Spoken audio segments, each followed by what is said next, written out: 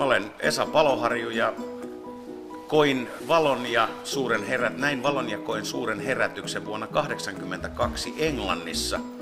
Sain silloin ensimmäisen englantilaisen bitterini Real Ale:nä eteen ja silloin tosin en vielä tiennyt, että tästä saattaisi tulla jopa työ. Mutta yllättäen musiikkihommien kautta aikoinaan jouduin baaritiskin väärälle puolelle ja siellä on nyt tullut vietettyä aikaa yli 20 vuotta reilusti. Ja jossain vaiheessa oli jonkun verran tarvetta tämmöisille tastingeille ja pienimuotoisille olutkoulutuksille, josta on tullut sitten oikeastaan toinenkin työ jo. Ja nyt on toistakymmentä vuotta takana niitäkin hommia ja jatkossa toivottavasti paljon lisää. Ja miksi olut?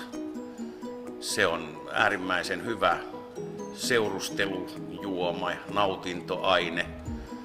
Helppo yhdistää moniin tilanteisiin ja vielä pääsääntöisesti kohtuuhintastakin, jopa täällä Suomessa.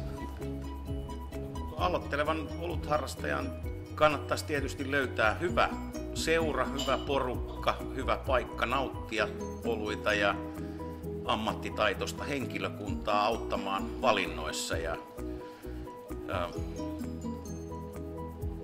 selvittää sitten pikkusen tietysti taustoja ihan noin niin kuin omakohtaisestikin, että alan kirjallisuutta ja tänä päivänä löytyy sähköisestä mediastakin paljon informaatiota.